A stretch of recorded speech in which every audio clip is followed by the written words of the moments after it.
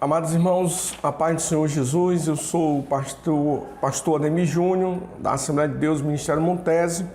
Estou com vocês nesse momento para compartilhar a lição de número 10 desse trimestre, que tem como tema central a fragilidade humana e a soberania divina, o sofrimento e a restauração de Jó. A lição proposta para hoje, a lição de número 10, ela tem como título A Última Defesa de Jó. No texto áureo, o autor chama a nossa atenção no versículo 4 do capítulo 31, que diz: Ou não vê ele os meus caminhos e não conta todos os meus passos? Jó, ele está mais uma vez aqui assegurando que Deus está no controle de sua vida. Na verdade prática, o autor propõe, ao olhar retrospectivamente para o passado, lembre o quanto Deus trabalhou nele, ou seja, a despeito da situação adversa que nós estamos atravessando, como servos de Deus, precisamos reconhecer o cuidado de Deus em nossa vida. Às vezes passamos por situações difíceis, às vezes passamos por lutas, por provações. Quando eu leio esse texto, eu lembro-me de Jeremias, no livro de Lamentações, nos primeiros capítulos, especificamente capítulo 1, capítulo 2 e até o versículo 20 do capítulo 3. Jeremias está descrevendo um cenário difícil, de provação, de luta que aquele povo está passando por conta da desobediência. Mas quando chega no verso 21, ele diz: eu quero trazer à memória aquilo que me pode dar esperança. E quando ele usa esse termo, a primeira coisa que vem à sua mente é a misericórdia de Deus. Ele diz: as misericórdias do Senhor são as causas de não sermos consumidos. Então ele entende o cuidado. Então, portanto, amados irmãos, a proposta dessa lição de hoje é para mostrar que em todo o tempo Deus estava no controle da situação, cuidando de Jó. A leitura bíblica em classe está em 3 porções do livro de Jó. Capítulo 29, do verso 1 ao verso 5, capítulo 30, do verso 1 ao 5 e também capítulo 31, do verso 1 ao 5. Então, os 5 primeiros versículos desses 3 capítulos. 29:1 diz: E prosseguindo Jó em sua parábola disse: Ah, quem me dera ser como fui nos meses passados, como nos dias em que Deus me guardava, quando fazia resplandecer a sua candeia sobre a minha cabeça, e eu com a sua luz caminhava pelas trevas. Como era nos dias da minha mocidade, quando o segredo de Deus estava sobre a minha tenda, quando o Todo-Poderoso ainda estava comigo e os meus meninos em redor de mim.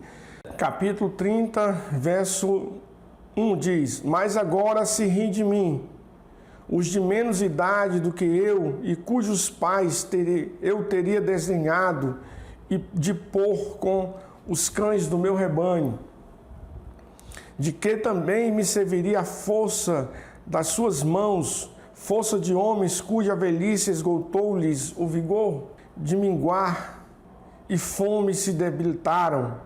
Recolhiam-se para os lugares secos, tenebrosos, assolados e desertos. Apanhavam malvas junto aos arbustos e o seu mantimento eram raízes de zimbro. Do meio dos homens eram expulsos, gritava-se contra eles como um ladrão. Jó 31:1 diz: Fiz-me concerto com os meus olhos. Como, pois, eu os fixaria numa virgem? Por qual seria a parte de Deus vinda de cima, ou herança do Todo-Poderoso desde as alturas? Porventura, não é a perdição para o perverso e o desastre para os que praticam iniquidade? Ou não vê ele os meus caminhos e não contam todos os meus passos? Se andei com vaidade e se o meu pé se apressou para o engano.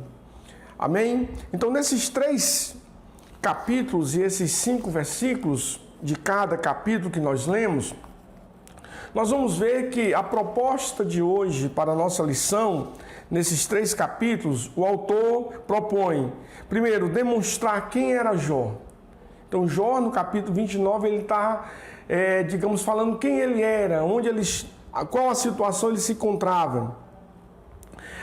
No segundo momento, ele vai nos mostrar o que Jó estava passando, a situação, ele vai descrever a situação que estava passando. E no terceiro momento, a sua perspectiva para o futuro, ou seja, o que Jó esperava do futuro, o que ele estava esperando acerca do futuro, as suas perspectivas em relação ao futuro.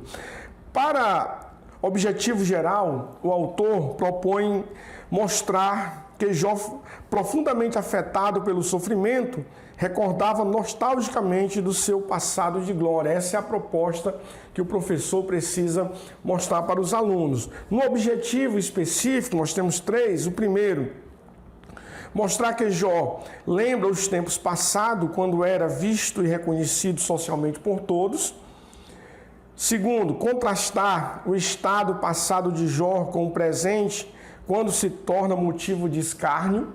E o terceiro, elucidar a insistência de Jó na defesa de sua inocência. Então são esses objetivos geral e os objetivos específicos. Logo na introdução, o autor ele chama a nossa atenção para o capítulo 31, quando ele encerra com a seguinte afirmação: acabaram-se as palavras de Jó. Então, ao longo dos capítulos iniciais, até chegarmos aí ao capítulo 29, nós percebemos um intenso debate entre Jó e os seus amigos, que inicialmente se mostraram solidários à sua dor, inicialmente se mostraram solícitos àquela condição em que Jó se encontrava, mas posteriormente eles começaram a especular por qual razão todo aquele mal, toda aquela situação tinha se abatido sobre a vida de Jó. Então, durante esses capítulos, foram se esgotando os argumentos, tanto de Jó como dos seus amigos, que já haviam silenciado. E aí nós vamos ver agora ele descrevendo todo esse contexto, mostrando, por exemplo, no capítulo 29, quem ele era, depois ele mostra a situação em que ele estava e depois toda a sua perspectiva em relação ao futuro. Agora ele encerrou a sua fala, ele não tem mais o que dizer, ele não tem mais o que falar. Mas uma coisa nos chama a atenção aqui ainda na introdução, quando ele diz, mas agora, em oposição ao momento de escárnio e vergonha que ele passava no presente. Ele está descrevendo isso. Aí ele diz assim, nesse sentido, Jó não aceita que as coisas terminem assim e, portanto, ele deseja se apresentar diante de Deus para defender a sua causa.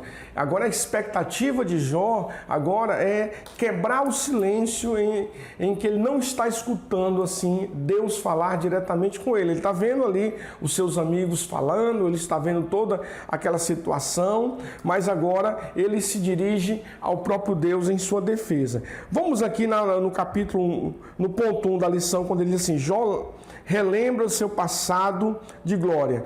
Quando nós vamos ver esse momento em que Jó vai agora descrever quem ele era no seu passado de glória, uma coisa nos chama a atenção. É que a primeira coisa que vem à mente de Jó, está no capítulo 29, no verso 4, ele fala da amizade que ele tinha com Deus, de como ele se relacionava com Deus antes de tudo isso se abater sobre a sua vida.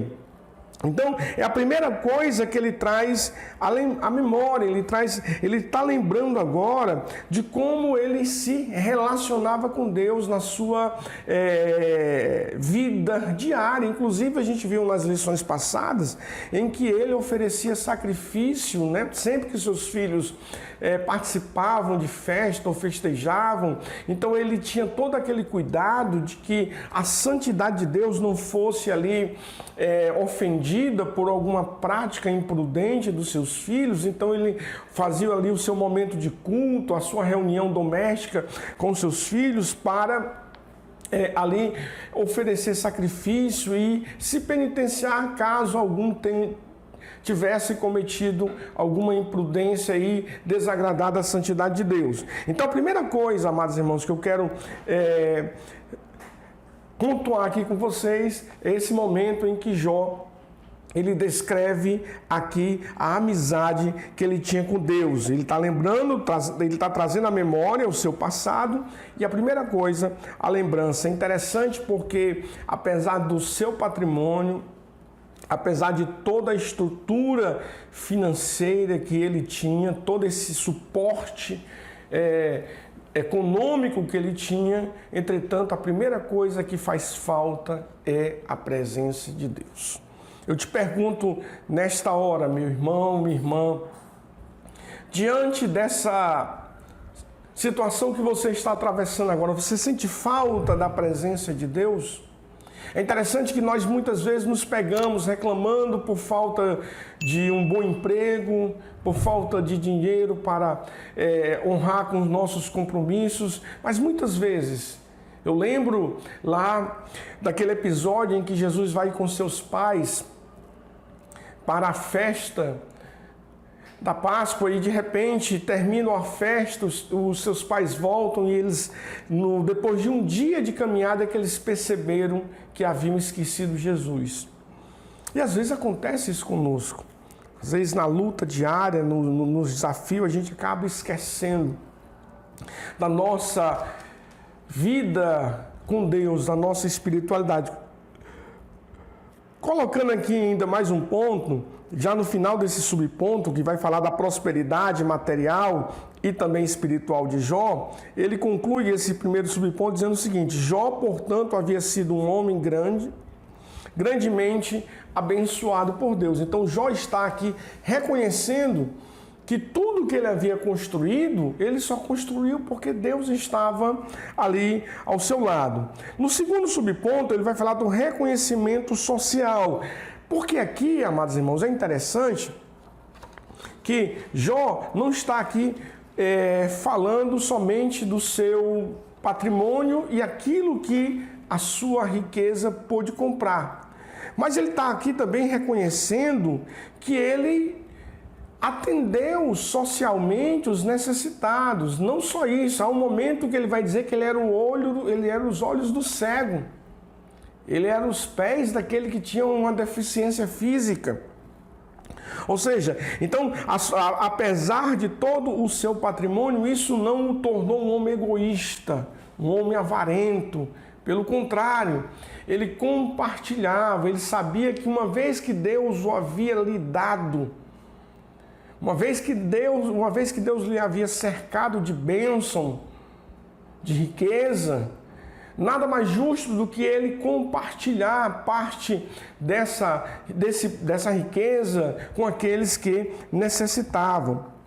Então ele está aqui, a partir do verso 14 até o verso 25, ele está aqui reconhecendo a sua condição social e de como ele amparava os necessitados. O autor diz assim: talvez isso explique a linguagem jurídica que aparece com frequência nos diálogos de Jó. Por quê? Porque o texto vai deixar aqui entendido que Jó ele sentava-se ali e ao sentar ele julgava algumas situações, ele pontuava algumas situações, as pessoas vinham até ele para se reconciliar ou para conversar ou para ter uma orientação de como ele era respeitado, porque o atendimento aqui não é só você dar um prato de comida. Muitas vezes a pessoa tem comida, às vezes ele precisa o quê? De um conselho, de um ouvido, de um ombro, de uma pessoa para conversar com ele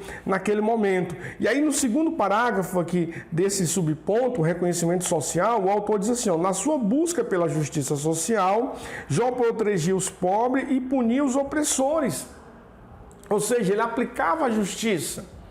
A gente sabe que hoje tem toda uma figura de justiça social no meio da nossa sociedade, inclusive com alguns defensores de uma teologia aí liberal, que eles acabam até abstraindo ou tirando Deus de todo aquele momento. E aí ele diz assim, olha só, Jó, na aplicação dessa justiça, ele atendia o pobre, mas também ele punia o quê? Os opressores, para que aquilo servisse de lição, para que aquele opressor não voltasse a fazer novamente maldade ou fizesse outras vítimas.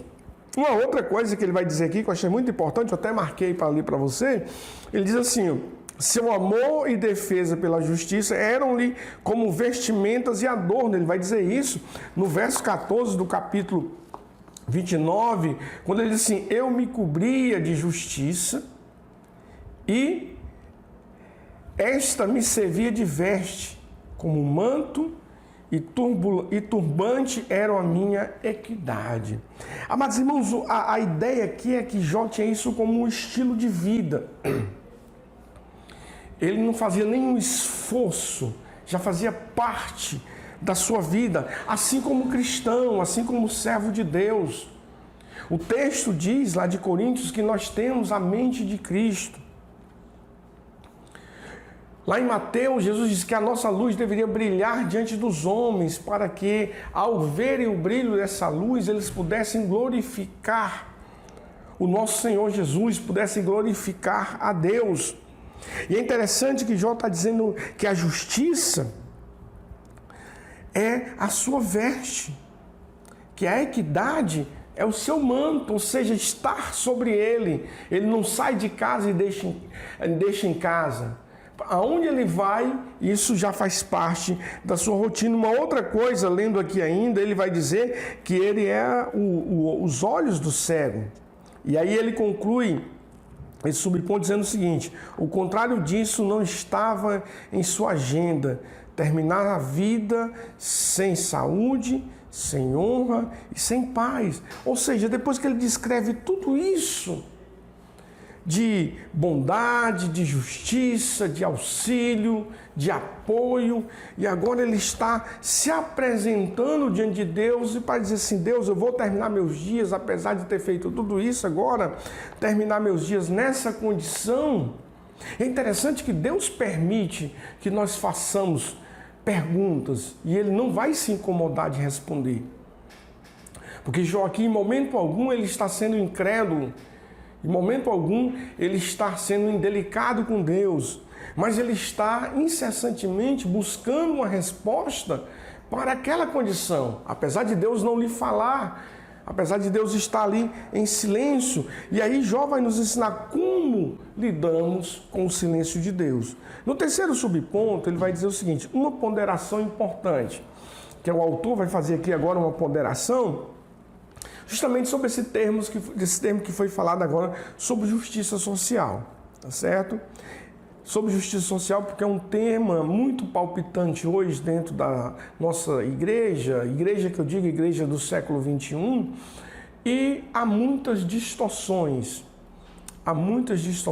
Acredito que o nosso seminário já proporcionou aí uma live sobre algo parecido, e acredito que posteriormente fará lives ou aulas específicas tratando desse assunto, então não vai dar para nós, até porque o nosso tempo aqui não permite que façamos aqui um aprofundamento, mas somente para constar aqui o que diz o autor sobre essa ponderação que ele vai fazer sobre a justiça social. Ele diz assim, ele diz assim, não há dúvida de que Jó, conforme a Bíblia, mostra um modelo de justiça social, ou seja, é aquilo que a Bíblia nos recomenda, amar o próximo como a si mesmo, é aquilo que Tiago diz, que a minha fé, ela precisa ser revestida de obras, ou seja, que o salvo, ele é impulsionado por Deus a fazer obras, a fazer uma ação social, ou seja, se a Bíblia manda eu me alegrar com os que se alegram, se a Bíblia manda eu chorar com os que choram,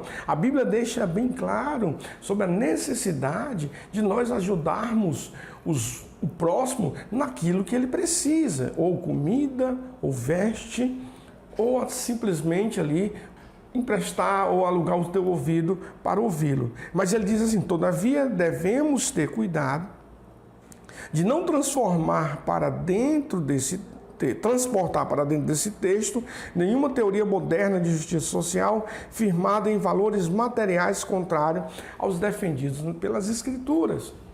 Então, esse modelo de justiça social, o evangelho social que se prega hoje, em que o pobre vai ser restaurado da sua pobreza a partir do momento de uma justiça social, deixando de lado a ação do evangelho na sua vida. Caminhando agora para o ponto 2, o autor, quando Jó vai aqui demonstrar agora a situação em que ele estava passando, o autor chama a nossa atenção para o seguinte tema: Jó lamenta seu estado presente. Ou seja, agora Jó vai nos mostrar em que situação ele se encontrava. A primeira coisa que ele chama a nossa atenção aqui, no subponto 1, quando ele diz assim: desprezo por parte dos jovens e das classes menos favorecidas. Amados irmãos, se tem um sentimento que todos devemos cultivar, é o sentimento da gratidão. A gente vê isso na vida de Davi, por vezes, Davi sendo grato. Tem um episódio muito interessante que Davi foi traído por Aitofel. Agora o seu filho quer dar um golpe de estado e tomar o seu trono. E agora Davi, como rei e pai, se vê numa condição em que ele tem que fugir. E nesse processo de fuga, ele vai ser acolhido por um cidadão chamado Barzilai. E Barzilai vai dar todo o suporte, todo o apoio que Davi precisa, que os soldados precisam. Tempos depois, ato seguinte, no confronto com as tropas de Davi, Absalão vai morrer e Davi é restaurado ao trono. A primeira coisa que Davi faz ao ser restaurado ao trono é dizer assim: Barzilai, vem comigo. Vem comigo, Barzilai. Vem comigo porque você vai comer a comida do rei, da proteção do rei e de toda a estrutura que o palácio me conferir será dada a ti também. Ou seja, uma atitude de gratidão. Fora as inúmeras passagens em que Davi derrama o seu coração agradecendo a proteção de Deus e como Deus está conduzindo a sua vida. Só que o caso aqui de Jó, ele está lamentando a ingratidão daqueles que ele havia ajudado. Não é que Jó esteja exigindo reciprocidade.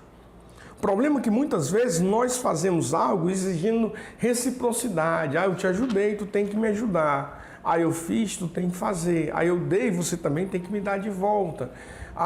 Eu fui na tua página e me inscrevi, agora você não se inscreveu ainda na minha. Ou seja, a gente é tendencioso a agir com a exigência da reciprocidade. Não, Jó aqui não está exigindo reciprocidade, apenas ele está reconhecendo que, a despeito ou apesar daquela condição que ele está passando, perdeu patrimônio, perdeu os filhos, perdeu toda aquela estrutura social que estava à sua volta, e agora pessoas que foram beneficiadas por ele fizeram o quê? Deram as costas. Parece que estavam só esperando a queda de Jó para poder rir, para poder celebrar, talvez motivado por inveja ou por cobiça, não sei, mas o que Jó deixa claro aqui é que ele está aqui inconformado com a postura daquelas pessoas. Ele diz assim: após lembrar com tristeza de sua antiga condição social próspera, Jó lamenta o ponto em que havia chegado na sua miséria. No Antigo Oriente, a gente percebe isso, que havia o quê? O respeito pelos velhos, os mais idosos eram respeitados. Salomão vai dizer que a beleza dos velhos são as cãs. Então, Jó, ele tinha ali toda uma estrutura de admiração, de respeito por toda aquela comunidade.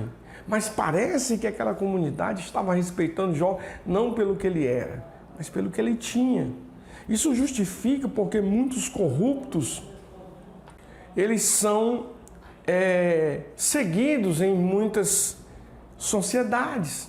São corruptos, desviam dinheiro da merenda das crianças, da toda a estrutura, os suportes que poderia ser dado aos hospitais, aos carentes, aos enfermos, mas mesmo assim eles gozam de uma admiração. Parece que as pessoas têm uma tendência natural a seguir somente aqueles que têm alguma condição. Mas Jó não está aqui lamentando a perca da sua condição, mas ele está dizendo o seguinte: eles riem de mim, eles olham agora para mim e riem, até os menores de idade que deveriam me respeitar, pelo contrário, eles estão ironizando, estão rindo da minha cara. Ele sai da condição de homem respeitado que ele tinha para agora ser visto como uma escória da sociedade. Então Jó está aqui lamentando, está no fundo do poço. No ponto 2, ele vai falar desse abatimento físico e emocional que veio sobre a vida de Jó. No capítulo 30, do verso 16, do verso 16 até o verso de número 31. Jó vai lembrar agora da sua condição física, porque esta enfermidade que se abateu, há muitos questionamentos sobre o que era essa enfermidade, uma espécie de elefantíase, e outros falam de uma lepra, ou seja, há essa especulação sobre essa enfermidade que se abateu sobre a vida de Jó. Mas o que ele deixa claro aqui para nós é a sua condição física. Fisicamente, Jó está totalmente fragilizado e agora as suas emoções também estão abaladas. Por isso que Salomão diz no capítulo 4, verso 23 do seu livro: sobre tudo que se deve guardar, guarda o teu coração, porque dele procede as saídas da vida. Porque embora você estando com o seu corpo fragilizado, mas se a sua emoção, se a sua convicção, ela está intacta, você consegue superar esses desafios. Mas Jó agora deixa claro que essa indiferença, que essa dúvida que estão lançando sobre o seu caráter, essa especulação que estão lançando sobre a sua vida, Jó agora demonstra também que a sua emoção ela foi abalada. Então ele está dizendo que o sofrimento agora não é só físico, o seu sofrimento agora é emocional. E é interessante que ele vai chamar a nossa atenção no verso de número 18, dá uma olhada aí com a tua Bíblia aberta, do capítulo de número 30, quando ele vai dizer aqui, assim, verso 18: pela grande violência do mal está desfigurada a minha veste, mal que me cinge. Ou seja, até o autor usa aqui, tá certo? Que deveria ser substituída essa palavra desfigurou por manchada. Ou seja, agora a sua veste já demonstra todo esse estado em que ele se encontrava. A sua veste agora está demonstrando. As pessoas olham para Jó e agora vê realmente esse estado fragilizado em que Jó estava se encontrando. Então ele diz assim, ou seja, as feridas abertas de Jó haviam manchado as suas vestes, né? Toda aquela situação de ferida haviam sujado a sua veste, agora era notório, as pessoas percebiam. E ele diz, ele imagina que Deus está por trás de todo esse sofrimento. Ou seja, quem tem intimidade com Deus, quem tem um relacionamento com Deus, sabe que a sua vida está sob o controle de Deus. Ele não tem dúvida, eu estou passando por uma prova, eu estou passando por uma luta, mas é porque Deus permitiu. E a última palavra na minha vida, quem vai dar é Deus. Em momento algum, Jó vai atribuir nada ao inimigo, porque ele sabe que Deus está sob o controle da sua vida. Apesar de Deus estar em silêncio, mas é Deus ainda que tem o controle da situação. Aí, no ponto 3, no subponto 3, vem justamente essa pergunta que o autor fala. Deus teria abandonado Jó? Amados irmãos, por incrível que pareça, muitos de nós temos uma tendência natural de, no meio da luta, no meio da prova, no meio da situação adversa, nós temos uma tendência natural de achar ou de pensar que Deus nos abandonou. Sabe por quê? Porque dentro da religião, nós achamos que a religião tem a chave que abre todas as portas. Nós achamos que a religião tem as respostas para todos os questionamentos. Também na religião nós não há espaço para o sofrimento. Nós achamos o seguinte, tanto é que muitos pastores de muitas denominações usam esses termos fortes para, digamos assim, arrebanhar pessoas, venham para cá e você terá a solução do seu problema. Faça a corrente, faça isso e você irá conseguir vencer. Porque não há espaço para a dor, não há espaço para o sofrimento. E nós vamos ver que nem sempre o sofrimento, amados irmãos, é produzido sem causa. Muitas vezes Deus permite que o sofrimento se abata na nossa vida, não é o caso de Jó, mas muitas vezes Deus permite para que haja uma reflexão, para que haja um aprendizado, para que haja um amadurecimento, para que nós muitas vezes vejamos a condição em que nós nos encontramos. Obviamente que aqui não é o caso de Jó.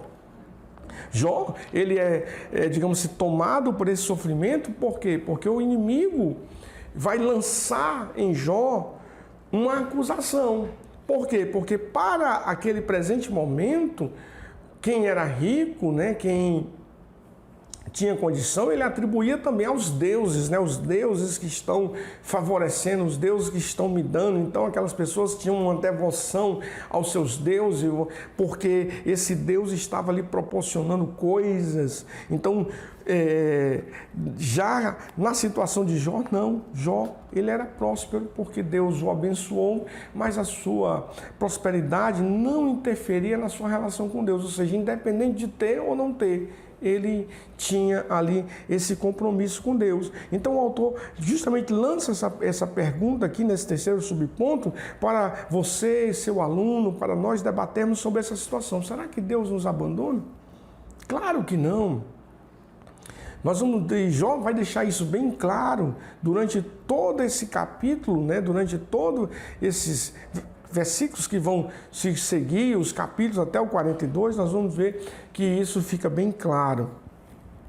Então ele diz assim, o autor: todavia era também um reflexo de ter sido abandonado pelos homens, ou seja, às vezes quando os homens nos abandonam, porque infelizmente nós fomos, digamos assim, ensinados, né? Isso é cultural, a gente depender do reconhecimento, do elogio dos outros, né? A gente precisa que os outros nos veja, nos elogie, nos parabenize. Não, com Deus é diferente. Então, Jó, ele sente aqui o abandono, ele sente a dor de ter ajudado muitas pessoas e essas pessoas deram as costas para ele, essas pessoas, digamos assim, viraram as costas para ele e agora ele pode até pensar, ou seja, nesse momento de clamor, de angústia, né? Será que Deus me abandonou? Isso é natural. Por quê? Porque Deus está em silêncio. Mas o autor diz assim: mas agora o seu clamor por socorro, por seu socorro ser totalmente ignorado. Ou seja, ele também está clamando e ele não obtém ali a resposta imediata. Porque a gente também tem essa ideia, nós somos pautados pelo imediatismo. Nós somos pautados pelo imediatismo. Nós queremos que a coisa aconteça de forma instantânea e muitas vezes nós não vemos Deus trabalhando. Então, muitas pessoas têm essa tendência natural. Irmãos, concluído o ponto 2, quando Jó apresentou o seu estado em que ele se encontrava e de como ele havia sido ignorado e abandonado por todos aqueles que ele havia auxiliado, nós entramos no ponto 3 sobre o futuro em aberto de Jó, é o título aqui do ponto 3, que vai justamente lançar luz sobre essa perspectiva de futuro, né? Qual a perspectiva que Jó tem de futuro, do futuro, né? Como será? Primeira coisa que o autor chama a nossa atenção aqui no ponto de número 3, subponto 1, ele diz o seguinte: Jó em defesa de sua ética sexual. Ou seja, Jó, ele havia sofrido especulação de todos os montes, todas as montas. especularam sobre a vida reviraram a vida de Jó de todos os jeitos e não encontraram nenhum desvio, nada que desabonasse a conduta dele. Então, eles agora estão especulando sobre a sua vida sexual. Então, ele deve ter adulterado. Certamente, o homem rico deve ser cercado de mulheres que talvez queiram usufruir um pouco da sua riqueza. Não só, eu estou falando mulheres, mas tem também os interesseiros que querem usufruir da riqueza, que não é nenhuma crítica. Mas dizer que eles começaram a especular, talvez eles soubessem de alguma coisa, de alguém que tinha interesse, mas eles estão especulando a vida de Jó. Infelizmente, amados irmãos, essa cultura de se procurar culpados, sempre quando alguém é tomado por uma enfermidade ou por uma situação, por uma crise financeira ou por uma crise emocional, a primeira coisa que vem à nossa mente é sempre o que ele fez. Vocês lembram lá do capítulo 9 do Evangelho de João? Jesus está com seus discípulos e de repente aparece um homem pedindo esmola e o texto diz que ele era cego de nascença. E como ele era cego de nascença, diferente do paralítico lá do tanque que sofria há 38 anos, o texto diz que Jesus cura o paralítico. No verso 14 vai dizer assim, agora que tu está curado, Jesus se encontra com ele de novo e diz assim, agora que você está curado, cuidado para que coisa pior não te aconteça. Ou seja, aquela paralisia provavelmente foi fruto de uma situação em que ele se envolveu. Já o cego de nascença, o texto diz que as pessoas, os discípulos estão procurando quem pecou, ele ou os pais dele para que ele nascesse, ou estivesse nessa condição. Quem pecou para que ele estivesse nessa condição de cegueira? Jesus disse, nem ele, nem os seus pais. Mas ele nasceu assim, para que se manifeste nele a glória de Deus. Então aqui os seus amigos de Jó, os amigos, a comunidade, está especulando a vida de Jó e não consegue encontrar. Agora Jó precisa fazer uma defesa da sua vida sexual para dizer o seguinte, eu não traí a minha esposa. Já dando essa ideia de que havia sido dado por Deus, do casamento monogâmico, de uma única mulher, de um único homem, e ali ser fiel à sua esposa. E é interessante que aquele que é fiel a Deus é fiel nos seus contratos, é fiel nos seus negócios e é fiel ao seu cônjuge. Aquele que é fiel a Deus, ele acaba trazendo essa fidelidade para todos os seus compromissos. Então Jó vai deixar aqui bem claro que também a sua vida sexual estava irretocável. A sua vida sexual, a sua fidelidade à sua esposa também não havia sido violada. E ele conclui dizendo o seguinte, segundo o ensino do Novo Testamento, somos estimulados também a fazer um concerto com os nossos olhos. Por quê? Porque Jó está dizendo o seguinte, eu fiz um concerto com os meus olhos. Por quê? Porque Jesus ele vai trazer essa perspectiva do adultério não ser só aquele que eu concluo, aquele que é consumado, o ato consumado, da relação íntima. Mas Jesus disse, se eu colocar o olho numa mulher e desejar essa mulher no meu coração, eu já cometi adultério com ela. Então Jó está justamente admitindo aqui que não houve nenhum desejo da parte dele, não houve nem esse pensamento. Sabe por quê, irmãos? Porque aquele que tem essa intimidade com Deus, ele tem Deus tão forte no seu coração, tão forte na sua mente, que ele não consegue pensar em outras coisas que desagradam a Deus. No segundo ponto, ele diz em Jó em defesa de sua ética social. O que seria isso? Jó ele vai deixar bem claro também, tá certo? Que o seu comportamento para com a sociedade foi um comportamento ético, no que ele julgou, no que ele ajudou, no auxílio que ele deu, ou seja, todo foi pautado dentro da legalidade. Ele não fez nada para, digamos assim, usufruir vantagens. Nós estamos ainda atravessando um pleito eleitoral. Muitas pessoas, quando estão próximo a campanhas para vereador, para deputado, para senador, seja lá qual for, ele começa a se envolver. Nunca foi afeito às causas sociais, mas agora, porque ele pretende ali uma vaga no executivo, no legislativo, então agora ele começa a fazer obras sociais, começa a bater foto, tirando, ajudando, começa agora a gravar vídeo, fazendo alguma ação social. Há até alguns hipócritas aí, que eu já vi várias vezes nas redes sociais, ele pega ali uma cesta básica e diz: está aqui meu dízimo e estou dando ao pobre. Não, aquilo ali nem é dízimo, nem é oferta. Obviamente vai saciar a fome do necessitado, mas ali ele está querendo se promover, ele tem uma causa, ele quer promover-se. Então o texto vai dizer que Jó, ele pautou a sua relação na sociedade dentro dos princípios morais, dentro dos princípios éticos. Ele diz assim, o seu comportamento ético social o habilitou a agir como tribuno dos desvalidos, ou seja, ele julgava as causas, ou seja, ele era imparcial. Aquele que teme a Deus, ele não toma partido em nenhuma causa. Você lembra daquelas duas mulheres que apareceram diante de Salomão, dizendo, ambas estavam reivindicando o filho? E Salomão, como tomar partido?